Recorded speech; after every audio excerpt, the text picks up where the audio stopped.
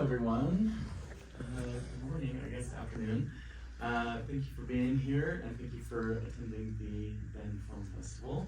My name is Clay Pruitt. I'm the Director of Education for Bend Film, and it's my great pleasure to welcome Dani Hammer to join us for a Q&A for Predators. Hi there.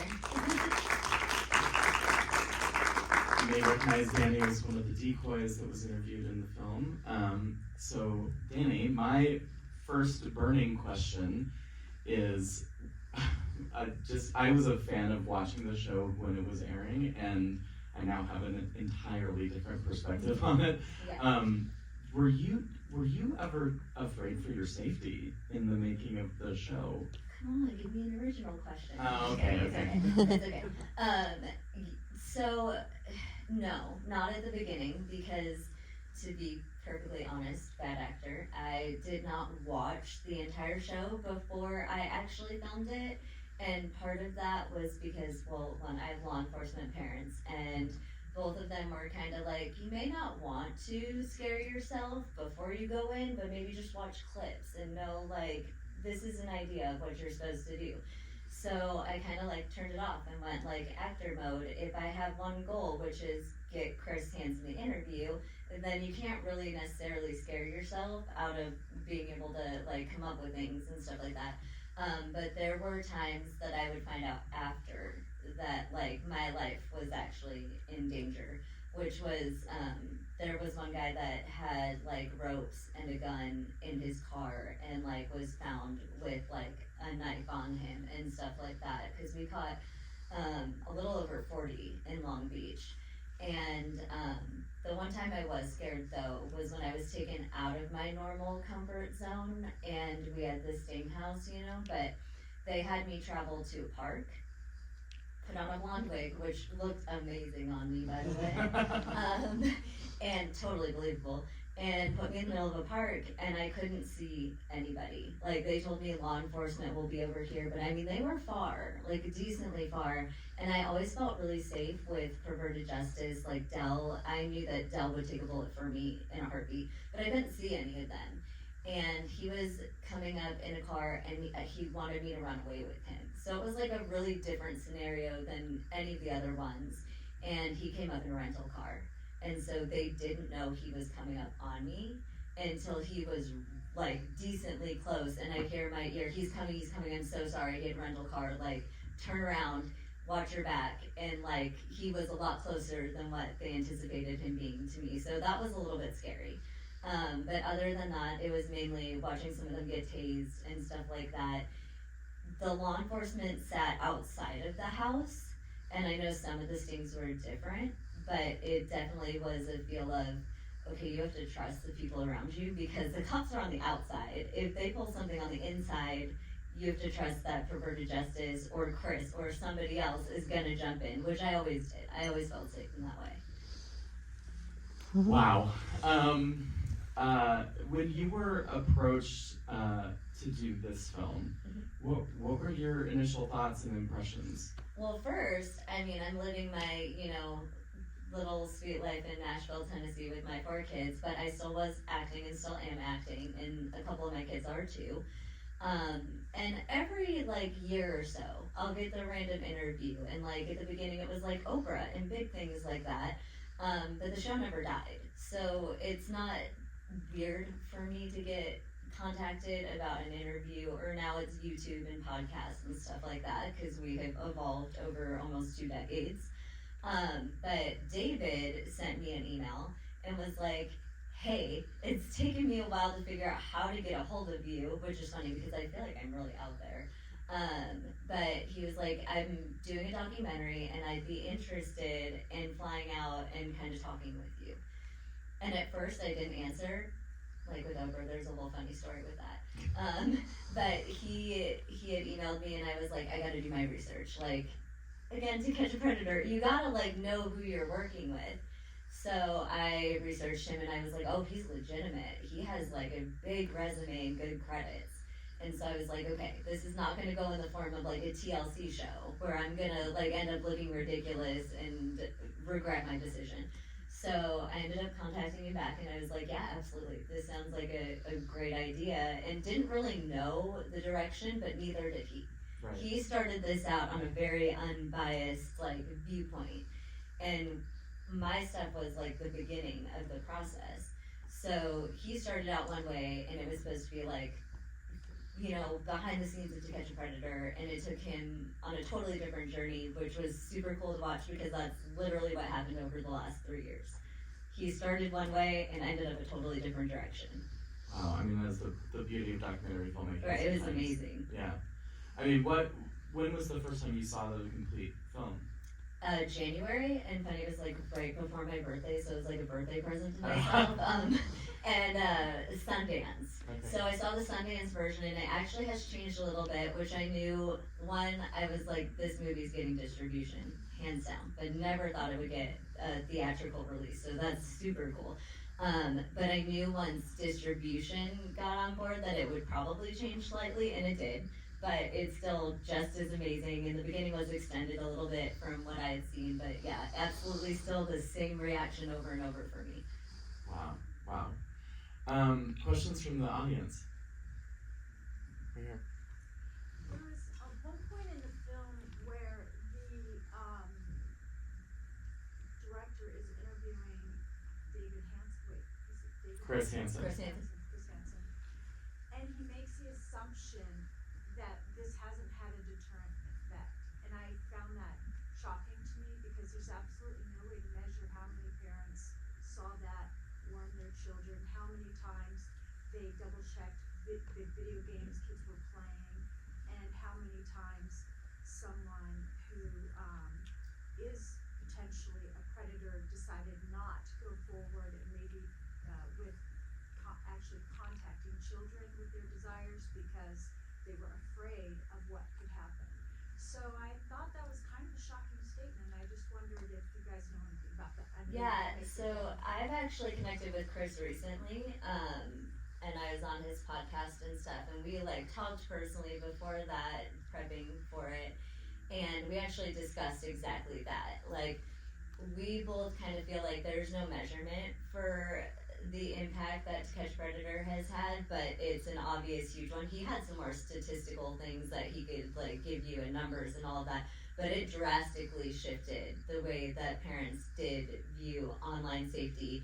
And I mean, me myself having 4 children, my oldest being a teenager now, being 13, like it's the same thing. The effect that the show had on me, I mean, I guess I have a little more of an impact on me because I lived it, but just knowing what I know and seeing how many men showed up is enough for me to be like, one, I don't want my child to be a predator, but I also don't want my children impacted by predators and online dangers and stuff like that. But yeah, Chris and I discussed, we're both like, everybody has different viewpoints on this, and there's no measurement to 100% know how much the show has impacted people's lives, but I think just the fact it's lived on for 2 different decades, and we have like 3 different generations still talking about it. I never thought 20 years later almost that I'd be standing here still talking about my work when I was 18 years old, so that has to tell you that the show has impacted a lot of people. Oh, it definitely has staying power. I'm curious, before we take the next question, how many people have actually seen the show? Okay, so a lot of you. Yeah, okay. Did anybody recognize my getup? I mean, I had right? For the last day. I think we got some photos here, so I'm happy to capture that. We'll take this question right here. I'm just curious if you stayed in contact at all with the other people in the Cool Kids Decoy Club? The Cool Kids Decoy Club. Actually, it does kind of feel that way. I'm with Dan, where he said that he felt like it was a part of some weird club. Dan, I was in contact with, I worked with him in the Long Beach sting. It didn't show much of us together, but we worked pretty heavily with each other and stayed in contact for a while. I was actually, this isn't on there, but they had asked me back for a 3-state contract with To Catch a Predator, so I was supposed to be back in Texas with Dan, and I had a manager at the time who ended up turning it down for me without my knowledge, and I ended up firing her later. but we were supposed to be in Texas together, and I stayed in contact with Dan for a little bit, and then he kind of dropped off the face of the earth, even social media wise and stuff. And I realized what happened in Texas, heard about it right away, and I was like, that makes sense. Like he has to step away, and it made perfect sense. I would have felt the same way as him, even though it was not his fault. We do carry a lot of that in the impact of the show with us being a part of it, even though we were baby adults, as I like to call it. We still knew what we were getting into, but not necessarily the level of impact that it would have on the world and on them themselves too. But a couple of them have gone on to reoffend and stuff like that. So, but yeah, we still have a little bit of contact. I've talked to Casey too. I mean, throughout this whole thing, it's actually made us communicate a little bit more with each other now. But it looks like I'm one of the only decoys that went on to have a lot of kids. Fascinating. I think we have time for one more question right here. I know somebody who is captured by the right-wing manosphere online culture, and he talks very comfortably about young girls being temptresses and vixens, and that older men can be seduced by young girls, and that's not totally on the men. And I would have never connected these two things, but just thinking about this guy who would be the age to have watched this show as a young man, and to have grown women pretending to be little girls who are being very, maybe the word entrapment was used one time in the movie.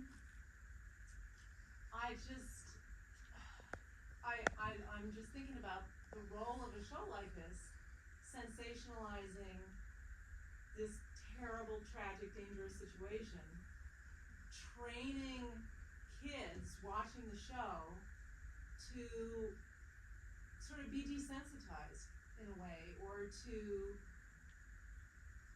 have it open the door to this kind of situation just enough where they can still comfortably say, oh yeah, these guys are bad guys, but also to introduce the idea of little girls as temptresses.